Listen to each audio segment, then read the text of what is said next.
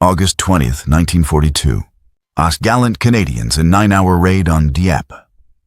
Successful probe. Objectives met. These were the words people read back home in Montreal, Toronto, and Winnipeg. Words of courage. Words of a hard-fought success.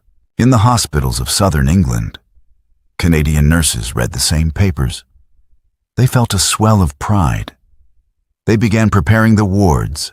They were prepared for casualties. They were prepared for heroes. They were not prepared for the truth. Before the nightmare, there was the waiting. England had become a fortress and a giant waiting room. The Blitz had subsided, but the island nation held its breath, and no one was holding it tighter than the thousands of young Canadians stationed there. The 1st Canadian Army. They had been in England for nearly 3 years. They trained. They marched.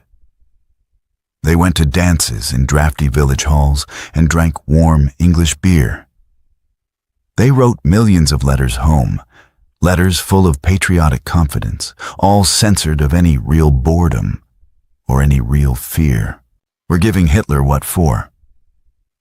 They'd write, "Be home by Christmas." Christmas 1941 came and went. The waiting continued. For the vast majority, it was a war without a war.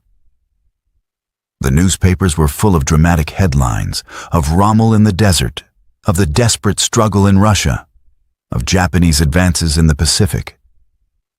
But for the boys in Aldershot, it was endless drills in the damp English rain. They were an army coiled like a spring, desperate for action, and they were not alone. Alongside them, waiting for the inevitable big show, were the women of the Royal Canadian Army Medical Corps. The nursing sisters. We will call one of them Sister Helen. She is not one woman, but every woman who wore the blue and white uniform and the rank of lieutenant. She was 24, from a small town in Manitoba. She joined up for the same reasons as the soldiers. It was the right thing to do. An adventure, a duty. Her post was number 14 Royal Canadian General Hospital, based in the south of England. Life at number 14 was routine. It was a collection of brick buildings and temporary Nissen huts, smelling of disinfectant, boiled cabbage, and polish. Helen's work, for now, was far from the front lines. She treated soldiers with broken arms from training exercises, bouts of appendicitis, pneumonia, the occasional and tragic victim of a motorcycle accident on a blacked-out country road. She and the other nurses were a tight-knit family. They were sisters to each other and mothers to the thousands of boys so far from home. They kept their uniforms immaculate, their quarters tidy, and their chins up. They were professionals, and they, too, believed the headlines. Helen read the papers every morning. She listened to the BBC wireless. She believed in the cause. She believed in the leadership. She believed that when the time finally came, their boys, her boys, would strike a decisive, professional blow. They were Canadian. They were the best. The propaganda wasn't just something they read. It was in their hearts. They needed to believe it. By the summer of 1942, the atmosphere changed. The waiting was becoming unbearable. In the East, the Soviet Union was collapsing under the Nazi onslaught. Stalin was screaming at Churchill and Roosevelt to open a second front now. The Americans were arriving in England, full of confidence and shiny new equipment. The pressure on the Canadians, who had been waiting the longest, was immense. Then, the whispers started. Something big was coming. The 2nd Canadian Infantry Division, previously bored to tears, was suddenly restricted to base. All leaves were cancelled. At No. 14 Hospital. Helen noticed the change. The few soldiers who came in for minor ailments were different. Tense, quiet. Their eyes were elsewhere. The name Operation Jubilee wasn't spoken, but the idea of it was everywhere. "It's the big one. Sister," a corporal muttered as she changed his dressing. "We're finally going in." The official narrative, whispered down from command, was one of overwhelming confidence. This was a raid in force, a test, a way to show Hitler and Stalin that the Allies were coming. The nurses felt it, too. A nervous, electric energy. This was it. This was what they had all come for. August 19th, 1942. Before dawn. The English Channel. The largest amphibious assault of the war so far. Nearly 5,000 Canadians, supported by British commandos and a handful of American Rangers. It went wrong from the moment the sun rose. On Blue Beach, the Royal Regiment of Canada ran straight into a German convoy. The element of surprise, gone. They landed in broad daylight, under a hurricane of machine gun and mortar fire, on red and white beaches, in front of the town of Dieppe itself. The Essex Scottish and the Royal Hamilton Light Infantry hit the shore. They were met by a German defense that had been preparing for this day for 2 years. They were trapped on a beach of impossible, golf ball-sized pebbles, facing an impassable seawall. They were mowed down. The tanks, the mighty Churchill tanks of the 14th Army Tank Regiment, were supposed to be the steel fist, but the beach was not sand. It was chert. Large, rolling pebbles. The tank treads spun uselessly. They couldn't grip. They were immobilized. Sitting ducks, picked off one by German 88mm guns. For 9 hours, the Canadians bled on those beaches. 9 hours. By 2 p.m., the retreat was called. It was an evacuation, not a withdrawal. Of the nearly 5,000 Canadians who left that morning, over 3,300 would be killed, wounded, or taken prisoner, a 68% casualty rate. It wasn't a raid, it was a slaughter. But back at number 14's General Hospital, that is not the story they heard. The evening of the 19th, the wireless in the mess hall was on. Helen, exhausted from her shift, sat with a cup of tea. A large-scale raid was carried out this morning on the French coast at Dieppe. Objectives were achieved, and valuable lessons were learned for future operations. Our troops have withdrawn after 9 hours of heavy fighting. Casualties are reported to be heavy, but not excessive. Valuable lessons learned. Objectives achieved. The next morning, the papers arrived. The Toronto Star, via wire, called it Canada's testing by fire. The Daily Mail praised the gallantry of the Canadians. The tone was unmistakable. This was a success. A difficult, costly success. But a success nonetheless. Helen and the other nurses felt a deep, solemn pride. "They're back," she might have said to another sister.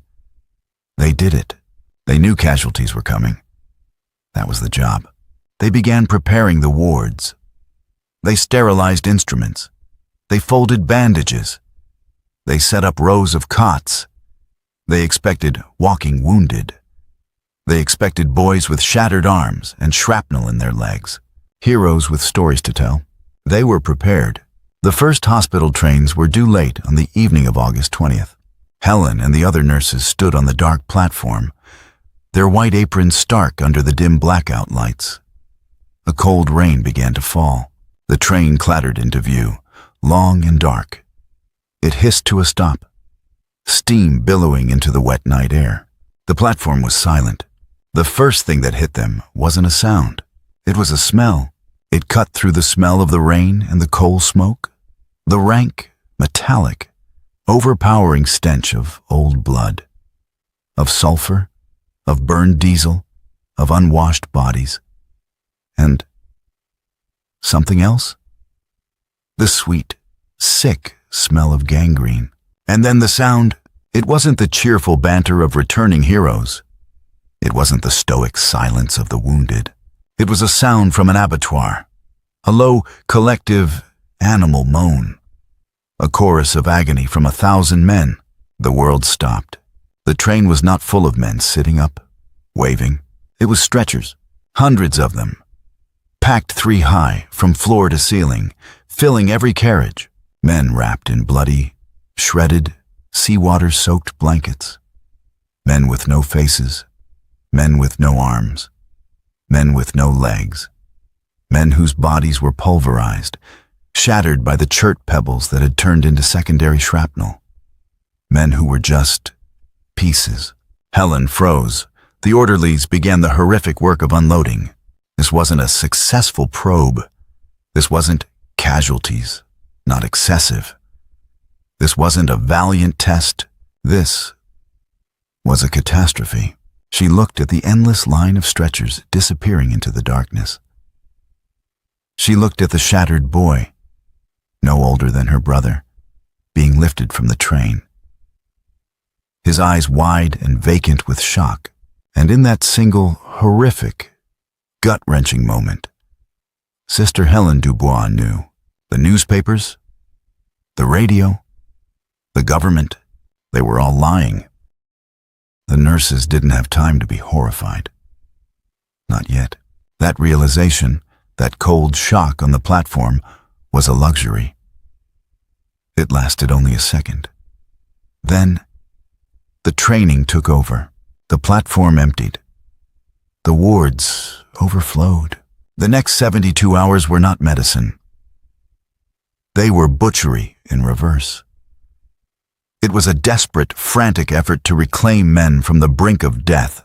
Helen found her first patient. He was just a boy. A private from the Essex Scottish. He hadn't been shot, not in the way she understood it. He had been flayed. The pebbles on Dieppe beach, the chert, they weren't like sand. When a mortar shell or a grenade exploded, those hard, sharp, flinty stones turned into millions of tiny, razor-sharp blades. They didn't leave clean wounds. They left pulp. The boy's legs were unrecognizable. The stones had pulverized muscle, sinew, and bone. They had been driven so deep by the blast that there was no way to remove them. There was only amputation. Helen moved to the next cot. Another man, a tanker from the 14th Army Tank Regiment. He had no hair, no eyelashes, no eyelids. He was just raw, weeping flesh, burned black in patches. He wasn't burned by the enemy. He was burned by the diesel fuel from his own tank, ignited as he tried to escape the immobilized metal coffin. He kept whispering, "I'm cold. Sister, I'm so cold." He was in shock, his body temperature collapsing. They were all cold, soaked in seawater, chilled to the bone from the channel crossing, shivering uncontrollably from blood loss and hypothermia. But the wounds were only half of it. It was the eyes.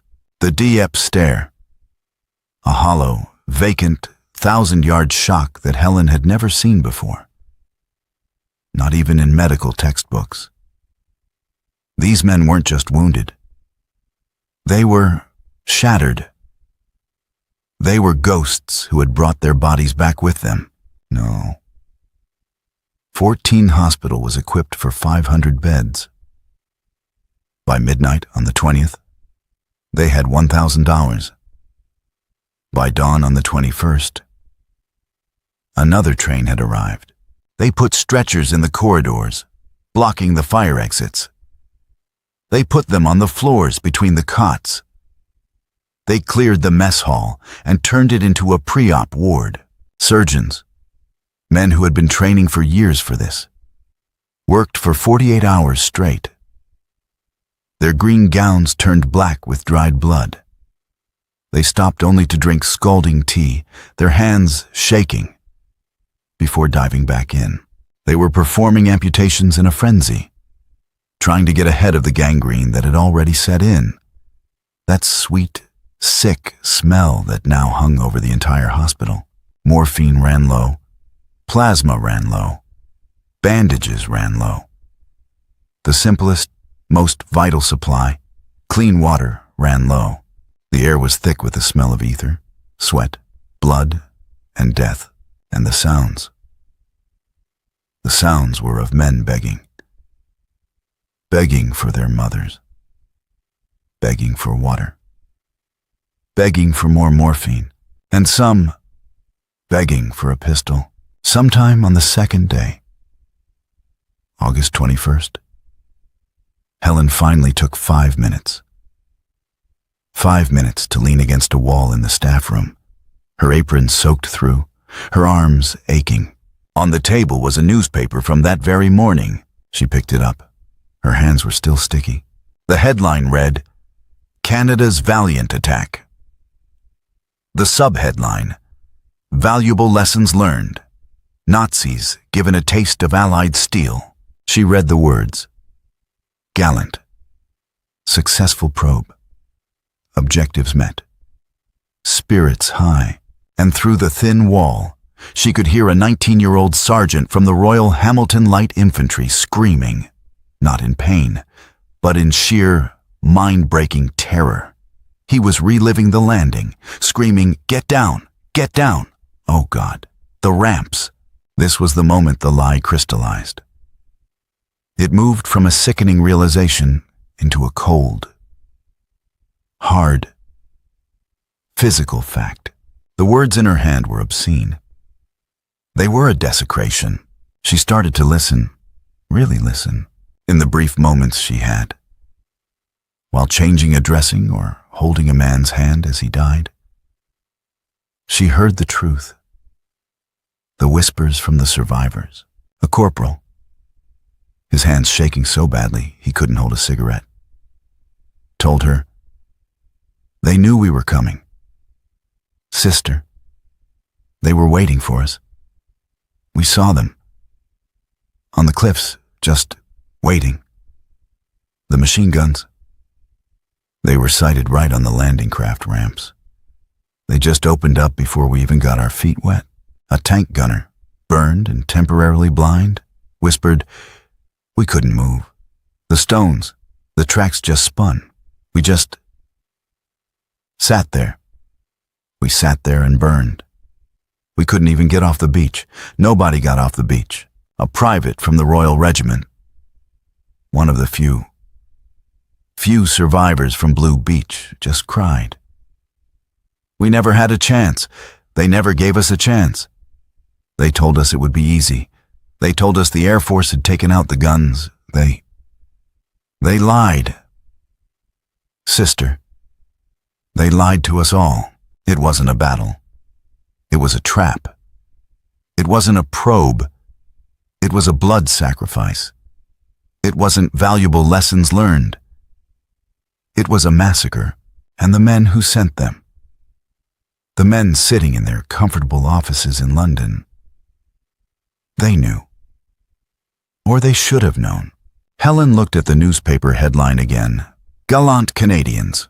She crumpled it in her fist, the paper crackling in the sudden silence of the room.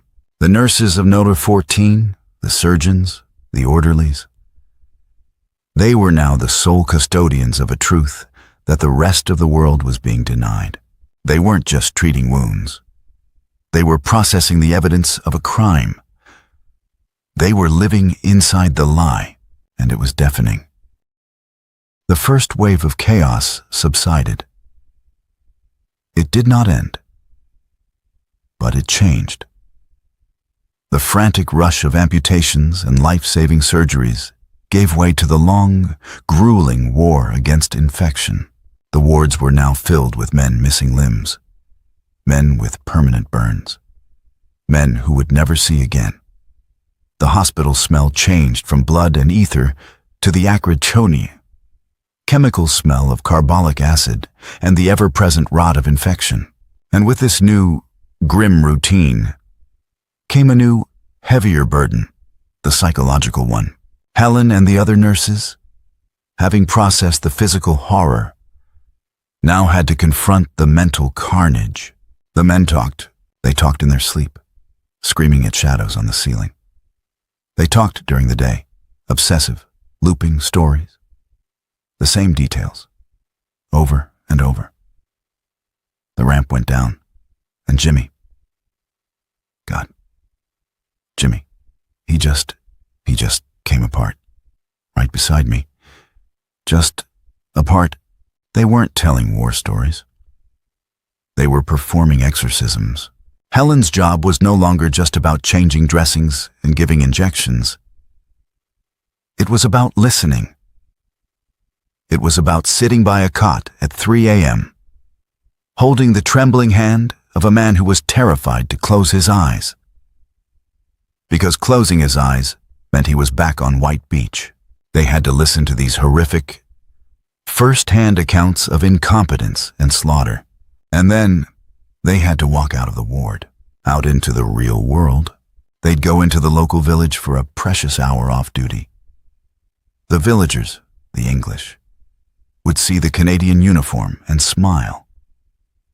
"Well done, sister," they'd say.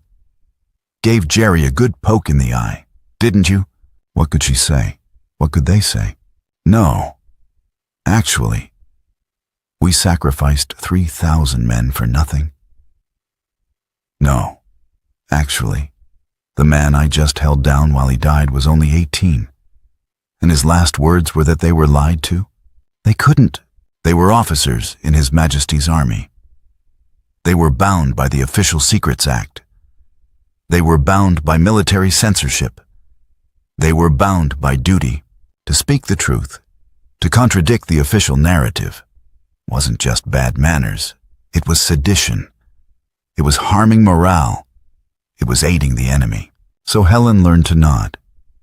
She learned to smile, a thin, tight-lipped smile. "The boys were very brave," she would say. And every time she said it, it felt like swallowing glass. This was the great betrayal.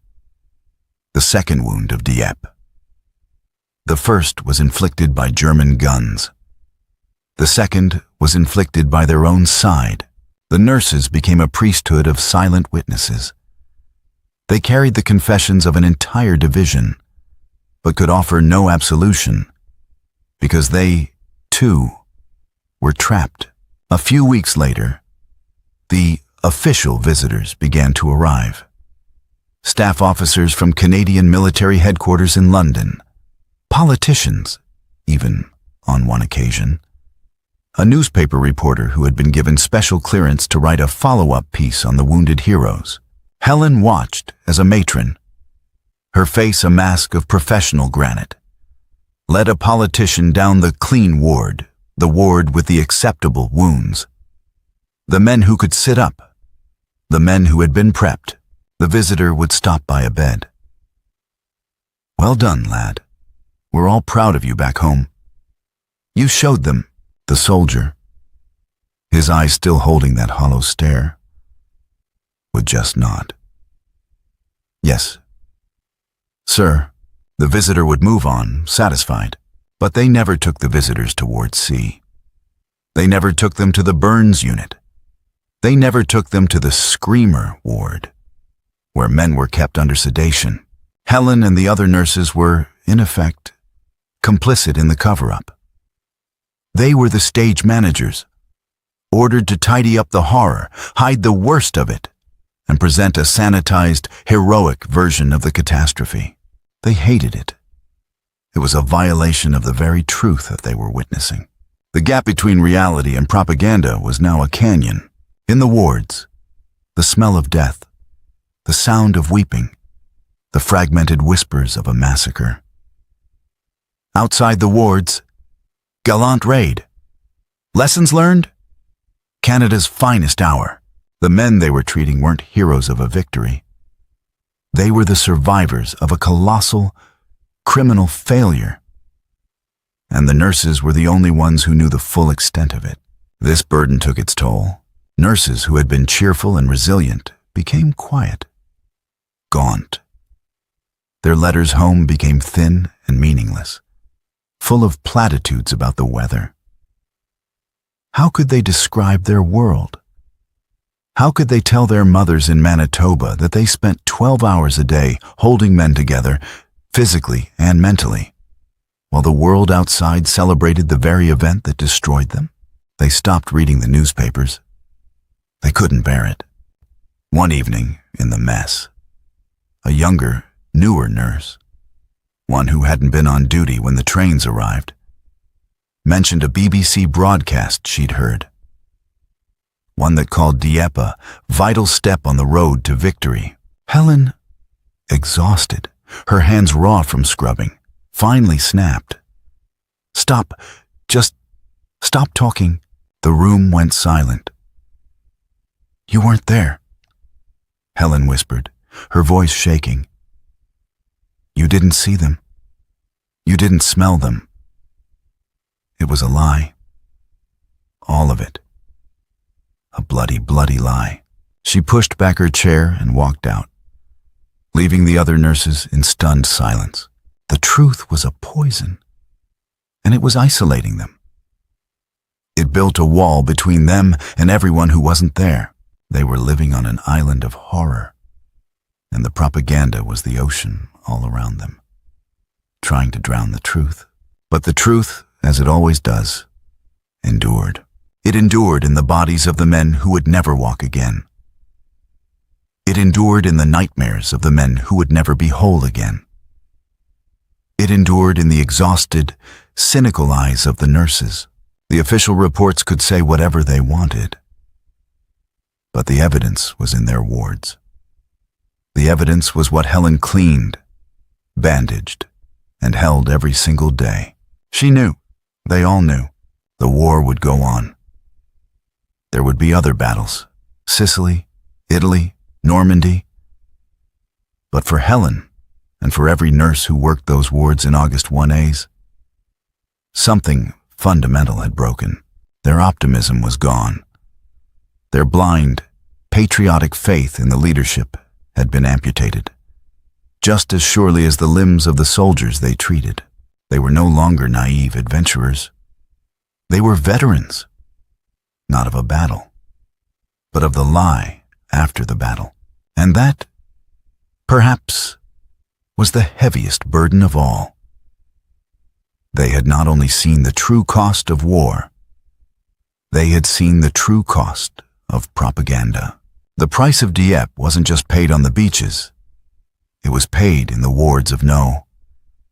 14 General Hospital, by the men who survived and by the women who had to watch them, forced to be silent. The acute phase passed. Winter 1942 turned into 1943. The Dieppe wards, as they were unofficially known at No. 14, slowly changed. They didn't empty.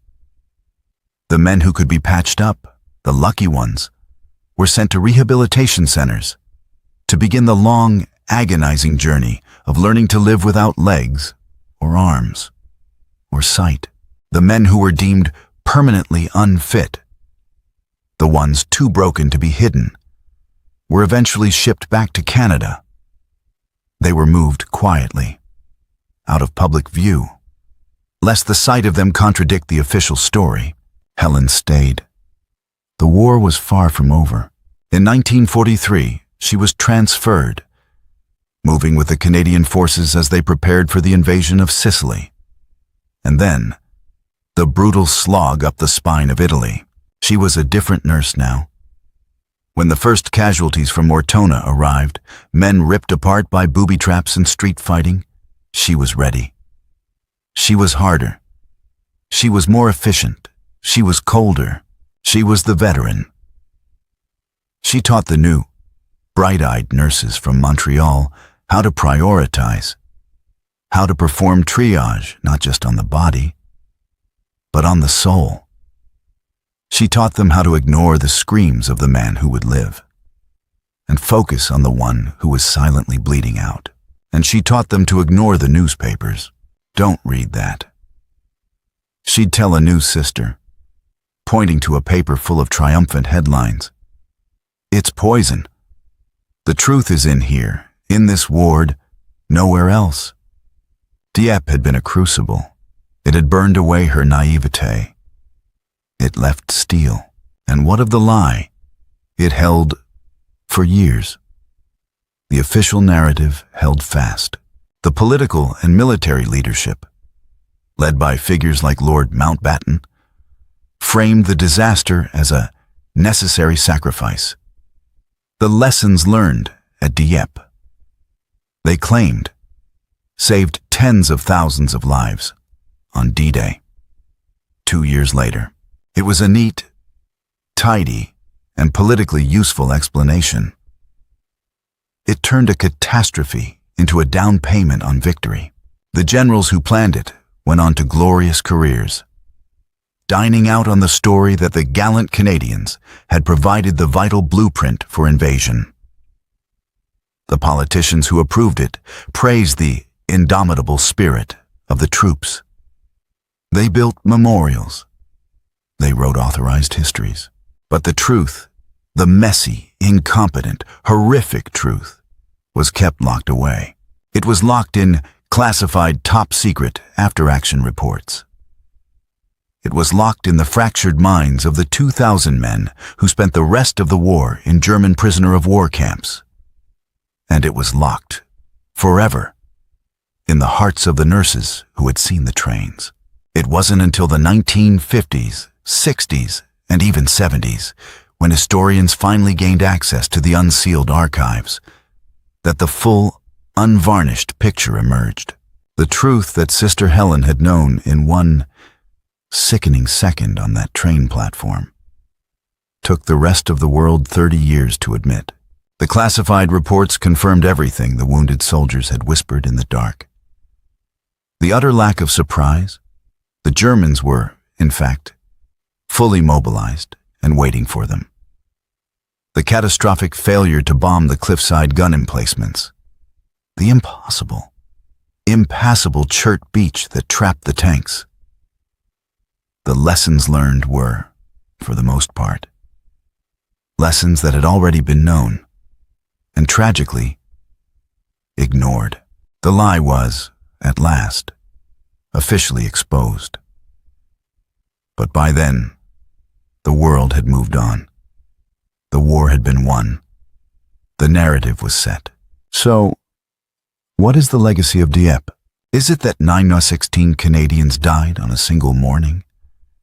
Is it that it was a tactical failure that perhaps contributed to a future strategic success?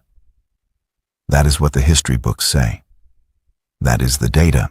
But the human legacy, the one that Sister Helen carried in her bones, is darker.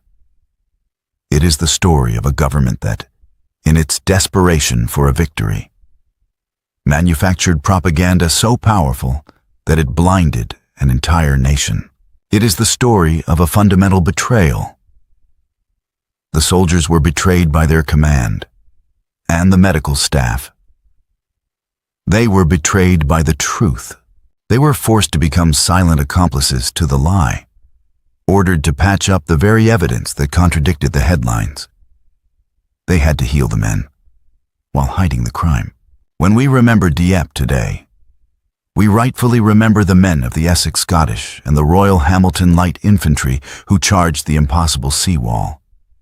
We remember the shattered tanks of the 14th Army Tank Regiment burning on the beach. We remember the names, carved in stone, at the Dieppe Canadian War Cemetery, but we forget the witnesses. We forget the women who had to clean up the disaster.